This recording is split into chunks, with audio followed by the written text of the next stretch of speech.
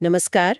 आज हमारे हाथ जो सामग्री लगी है वो है the cosmic script, life as a divine audition, किताब के कुछ अंश। और इनमें एक ऐसा विचार है जो दिमाग को पूरी तरह से घुमा देता है।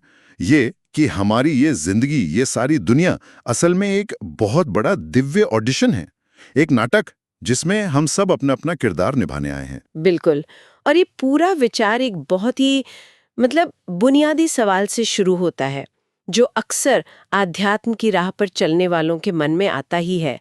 इन अंशों के लेखक पूछते हैं कि अगर जिंदगी का असली मकसद मोक्ष पाना है, यानी इस आने जाने के चक्कर से आजाद होना है, तो फिर इसका सबसे सीधा रास्ता क्या ये नहीं है कि हम सब कुछ छोड़ छाड़ दें, परिवार, नौकरी, सब कुछ, और एक साधु की जिंदगी अपना लें?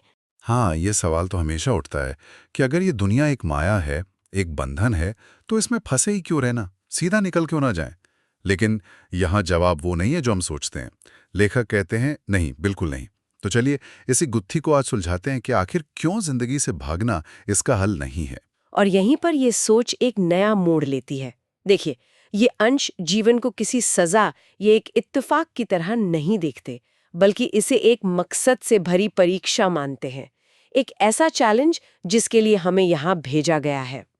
ये भागने के बारे में नहीं है, बल्कि जो भूमिका मिली है उसे निभाने के बारे में है। अच्छा, तो यही से बात वाकई दिलचस्प होने लगती है। मतलब ये दुनिया एक विशाल थिएटर है, एक रंगमंच, और हम सब यहाँ एक तरह का एंट्रेंस एग्जाम या कहें तो स्क्रीन टेस्ट देने आए हैं। जैसे किसी बड़ी फिल्म के लिए हजारों एक्टर्स का ऑडिशन होता है, ये इंसान का जन्म हमारे लिए वैसा ही एक मौका है। और ये एडिशन किस चीज के लिए, ये भी साफ बताया गया है। ये अगले और भी ऊंचे लोकों यानी कि हायर डायमेंशंस में दाखिले के लिए है। इसका गहरा मतलब ये है कि हमारे यहाँ होना कोई मामूली बात नहीं है। हम सिर्फ वक्त नहीं काट रहे हैं, ये एक एक्टिव परफॉर्मेंस है। हमारे हर काम, हर फैसले को परखा जा रहा है। ठीक वैसे ही जैसे किसी स्टूडेंट को अगली क्लास में भेजने से पहले उसके इम्तिहान की कॉपी जांची जाती है। मतलब मेरा ऑफिस का काम, घर की जिम्मेदारियां, दोस्तों से बातचीत, ये सब मेरे ऑडिशन का हिस्सा है। ये तो रोजमर्रा की जिंदगी को देखने का नजरिया ही बदल देता है। अब ये सब बोझ नहीं बल्कि एक रोल जैसा लगने लगता है। ठीक यही बात है। इन अंशों में एक बहुत सीधी और असरदार मिसाल दी गई है। सोचिए, अगर कोई बच्चा चौथी क्लास में ही बार बार फेल होता रहेगा, तो वो कॉलेज तक कैसे पहुंचेगा? ये जीवन उसी चौथी क्लास की तरह है। हमें यहाँ से सीखना है, तैयारी करनी है और आगे बढ़ना है, ना कि इसी क्लास में अटके रहना है। ये विचार हमारे जीवन को देखने का तरीका पूरी तरह बदल सकता है। बिल्कुल। अगर ये एक परीक्षा है, तो हमारे आसपास जो भी हो रहा है, हमारे रिश्ते, हमारी चुनौतियां, वो सब हमारे सिलेबस का हिस्सा है। ये अचानक होने वाली घटनाएं नहीं है, बल्कि हमारे विकास के लिए तैयार किए गए पाठ हैं। ये बात सोचने में तो अच्छी लगती है कि हर मुश्किल एक सबक है, पर जब असल में कोई बड़ी मुसीबत आती है तो ये सोचना मुश्किल हो जाता है। तब तो ये लगता है कि मेरे साथ ही ऐसा क्यों हो रहा है। स्वाभाविक है, लेकिन ये नजरिया हमें मेरे साथ क्यों हो रहा है वाले सवाल से निकालकर इससे मुझे क्या सीखना है वाले सवाल की तरफ ले जाता है। ये हमें विक्टिम बनने से बचाता है। ये कहता है कि आपके सामने जो सिचुएशन है वो आपके लिए ही डिजाइन की गई है, ताकि आप कुछ सीखकर आगे बढ़ सकें। ठीक है, तो मान लिया कि ये एक नाटक है, एक ऑडिशन है, तो फिर इसकी स्क्रिप्ट कहाँ से आती है? कौन लिखता है हमारे डायलॉग्स, हमारे सीन? क्या ये किसी बाहरी शक्ति, मतलब किसी भगवान या कॉस्मिक एंटिटी ने हमारे लिए लिखी है? क्योंकि आमतौर पे नियति या डेस्टिनी को ऐसे समझा जाता है। यहीं पर ये विचार सबसे अलग और शक्तिशाली हो जाता है। ये अंश उस धारणा को पूरी तरह पलट देते हैं। वो कहते हैं कि कोई बाहरी शक्ति नहीं, स्क्रिप्ट लिखत हम खुद हैं। ये स्क्रिप्ट कोई और नहीं लिखता। एक मिनट, मतलब हम अपनी कहानी खुद लिखते हैं? ये कैसे हो सकता है? मुझे तो याद नहीं कि मैंने अपने लिए ये जिंदगी चुनी है या इसकी स्क्रिप्ट लिखी है। याद इसलिए नहीं है क्योंकि ये इस जन्म में नहीं लिखी गई। इन अंशों के मुताबिक हमारे ही कर्म, हमारे विचार, हमारी इच्छाएं, ये सब एक कॉस्मिक सिस्टम में लगातार रिकॉर्ड होती रहती हैं, जन्म दर जन्म। और फिर सही समय आने पर यही रिकॉर्डेड डेटा प्रारब्ध के रूप में हमें हमारी अगली भूमिका के लिए सौंप दिया जाता है। तो हमारे आसपास जो भी रिश्ते हैं, हमारे दोस्त, हमारे दुश्मन, वो सब हमारी स्क्रिप्ट का हिस्सा है। हाँ, ये कोई इत्तेफाक नहीं है कि कुछ लोग हमारे जीवन में हैं। ये हमारे ही पिछले कर्मों का नतीजा है, जो इस जीवन की कहानी बनकर हमारे सामने आए हैं। वाह, ये तो दिमाग घुमा देने वाला विचार है। मतलब हम एक ही समय में स्क्रीन राइटर भी हैं और एक्टर भी, जो अपने ही लिखे डायलॉग बोल रहा है। ये तो बहुत बड़ी जिम्मेदारी वाली बात है। इसका मतलब जीवन में जो कुछ भी हो रहा है उसके लिए किसी और को दोष देने की गुंजाइश ही नहीं बचती। अगर स्क्रिप्ट हमारी लिखी है तो शिकायत भी किससे करें? ये नजरिया तो इंसान को विक्टिम मोड से निकालकर ड्राइवर की सीट पर बिठा देता है। आपने बिल्कुल सही पकड़ा। यही इस पूरे विचार का सार है, रैडिकल रिस्पॉन्सिबिलिटी। आप अपनी जिंदगी के निर्माता हैं। इसमें एक ऐतिहासिक पहलू भी जोड़ा गया है जो बताता है कि यह हमेशा से इतना जटिल नहीं था। इन अंशों के मुताबिक शुरुआती जन्मों में जब आत्मा नई थी तो उसकी स्क्रिप्ट वेदों पर आधारित थी, यानी वेद जनित थी। वो एक तरह की स्टैंडर्ड आदर्श स्क्रिप्ट थी जिसमें सब कुछ सरल और सीधा था। तो फिर गड़बड़ कहाँ हुई? वो सीधी सादी कहानी इतनी उलझ कैसे गई? गड़बड़ हुई हमारे अपने कर्मों और इच्छाओं की वजह से। सोचिए, एक सीधी सादी कहानी थी, लेकिन हमने अपनी इच्छाओं, अपने अहंकार के चलते उसमें इतने साइड ट्रैक और ट्विस्ट जोड़ दिए कि अब हम खुद ही उसके किरदारों में फंस गए हैं। वो आदर्श स्क्रिप्ट खत्म होने के बजाय और लंबी और जटिल होती चली गई।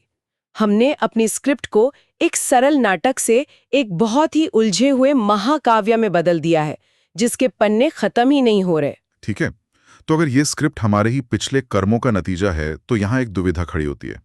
क्या हम सिर्फ एक कठपुतली हैं जो अपनी ही लिखी कहानी पर नाच रही है, या हमारे पास इस ऑडिशन में कुछ अलग करने की, अपने अभिनय को सुधारने की आजादी है?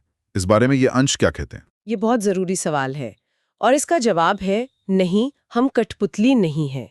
स्क्रिप्ट भले ही पहले से तय हो, लेकिन उस स्क्रिप्ट पर एक्टिंग कैसे करनी है ये हमारे हाथ में है। संदेश ये नहीं है कि अरे ये तो सब लिखा हुआ है तो मैं कुछ क्यों करूं, बल्कि संदेश ये है कि इस स्क्रिप्ट को जीवन के पर्दे पर सही से निभाना है, अपने किरदार को पूरी ईमानदारी से निभाना है। अगर आपकी स्क्रिप्ट में आप एक पिता हैं या एक कर्मचारी हैं या एक दोस्त हैं, तो उस भूमिका को बेहतरीन तरीके से निभाना आपका कर्तव्य है। यहीं पर हमारी आज़ादी है, हमारा चुनाव है। और ये बात हमें हमारी चर्चा के शुरुआती सवाल पर वापस ले आती है कि क्या हमें सब कुछ त्याग देना चाहिए? तो इसका मतलब है कि त्याग समाधान नहीं है, संतुलन है। बिल्कुल, संतुलन ही कुंजी है। ये अंश कहते हैं कि हमें अपने सभी सांसारिक काम और रिश्ते निभाने हैं, लेकिन एक शर्त के साथ, हर समय ईश्वर स्मरण के साथ। इसका मतलब है कि आप दुनिया में रहें, अपना हर काम करें, लेकिन दिमाग में ये जागरूकता बनी रहे कि आप एक बड़े नाटक का हिस्सा हैं और आपका असली मकसद कुछ और है। यानी ये वर्क लाइफ बैलेंस के आध्यात्मिक वर्जन जैसा है। आप अपनी जिम्मेदारियां भी निभाएं, लेकिन साथ ही अपने स्पिरिचुअल कोर से भी जुड़े रहें। ये कहना आसान है, पर आज की भागदौड़ भरी जिंदगी में करना बहुत मुश्किल है। मुश्किल जरूर है, लेकिन नामुमकिन नहीं। इसमें एक खतरे की ओर भी इशारा किया गया है। खतरा यह है कि हम अपने किरदार में इतना डूब जाते हैं कि हम भूल ही जाते हैं कि हम एक्टिंग कर रहे हैं। हम या तो सिर्फ पैसा जमा करने में पूरी तरह लग जाते हैं, या रिश्तों के मोह में इतना घुस जाते हैं कि हम नाटक के असली उद्देश्य यानी उस ऑडिशन को ही भूल जाते हैं। परफॉर्मेंस हमारा कर्तव्य है, लेकिन आध्यात्मिक जागरूकता के साथ। बिल्कुल। इसकी कोई मिसाल दे सकते हैं ताकि इसे समझना और आसान हो जाए? जरूर। इसे ऐसे समझिए कि एक एक्टर मंच पर राजा का किरदार निभाता है। वो पूरी शिद्दत से अभिनय करता है, दमदार डायलॉग बोलता है, शाही अंदाज में चलता है, लेकिन उसे हर पल ये याद रहता है कि वो असल में एक एक्टर है, राजा नहीं। जैसी पर्दा गिरता है वो वापस अपनी असलियत में आ जाता है। हमें भी अपना जीवन इसी जागरूकता के साथ जीना है, अपने कर्तव्यों को पूरी शिद्दत से निभाना है, पर उनमें आसक्त नहीं होना है, उनमें खो नहीं जाना है।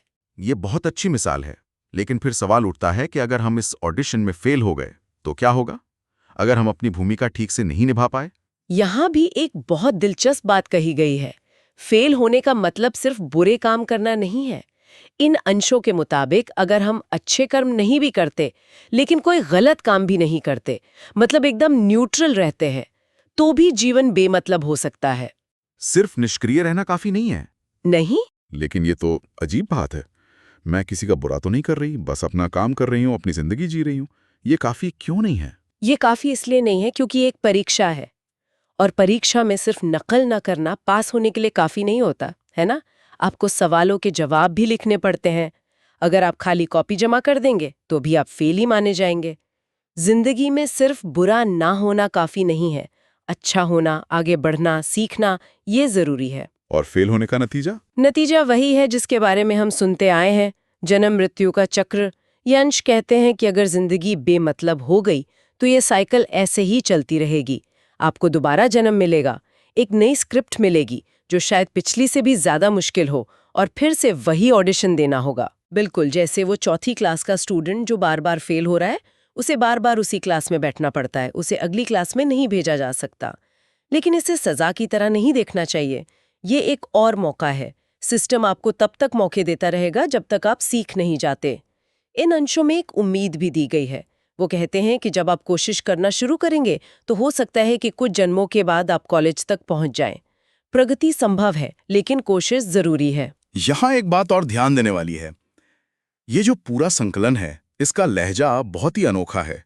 ये डराने धमकाने की बात नहीं करता, जैसा कि अक्सर धार्मिक या आध्यात्मिक बातों में होता है। हाँ, और ये बहुत जरूरी बात है। इन अंशों में जानबूझकर पाप कर्मों या उनके भयानक नतीजों पर ध्यान नहीं दिया गया है। इसका मकसद किसी को डराकर कुछ समझाना नहीं है। ये अंश ये मानकर चलते हैं कि इन्हें पढ़ने या सुनने वाले लोग समझदार हैं और उन्हें डराने की जरूरत नहीं। ये तो एक बहुत ताजगी भरा नजरिया है। ज्यादातर आध्यात्मिक ग्रंथ तो कर्मों के फल से डराकर ही सही रास्ते पर लाने की कोशिश करते हैं। सही कहा। ये एक तरह से पाठक के विवेक पर भरोसा करता है। इन अंशों में ये भी लिखा है कि अगर किसी को पाप कर्मों के नतीजों में ज्यादा दिलचस्पी हो तो वो गरुड़ पुराण जैसे दूसरे ग्रंथ देख सकते हैं। लेकिन इस संकलन का मुख्य जोर प्रगति करने पर है, ग्रेजुएशन पूरा करने पर है, न कि सजा के डर पर। ये एक सकारात्मक और प्रेरणा देने वाला नजरिया है, जो कर्म करने पर जोर देता है, न कि कर्मों के डर से हाथ पैर बांधकर बैठ जाने पर। तो आज की इस गहरी चर्चा को अगर हम समेटें तो इसके मुख्य बिंदु ये हैं। पहला, हमारी जिंदगी एक दिव्य ऑडिशन है, एक रंगमंच है जहां हम अपनी भूमिका निभाने आए हैं ताकि हम ऊंचे स्तर पर जा सकें।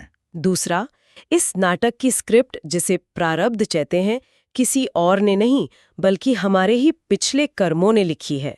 हम खुद इसके लेखक हैं। और तीसरा और सबसे जरूरी बिंदु ये है कि हमें अपनी सांसारिक भूमिकाओं से भागना नहीं है। समाधान त्याग में नहीं, संतुलन में है। हमें अपनी भूमिकाओं को पूरी जिम्मेदारी और इस आध्यात्मिक जागरूकता के साथ निभाना है कि हम एक बड़े खेल का हिस्सा हैं। ये वाकई एक गहरा और सोचने पर मजबूर कर देने वाला नजरिया है। ये जीवन को एक बोझ की तरह देखने के बजाय एक अवसर की तरह, एक मौके की तरह देखने में मदद करता है। और अंत में एक विचार, इन अंशों की सबसे शक्तिशाली बात यही है कि हम अपने कर्मों से अपनी स्क्रिप्ट खुद लिखते हैं। ये एक अहम सवाल खड़ा करता है जिस पर सोचा जा सकता है, अगर हम अपने भविष्य की पटकथा के लेखक हैं तो आज के हमारे कौन से कर्म, कौन से निर्णय और कौन से विचार हमारे अगले जीवन के ऑडिशन के शुरुआती दृश्यों को लिख रहे हैं।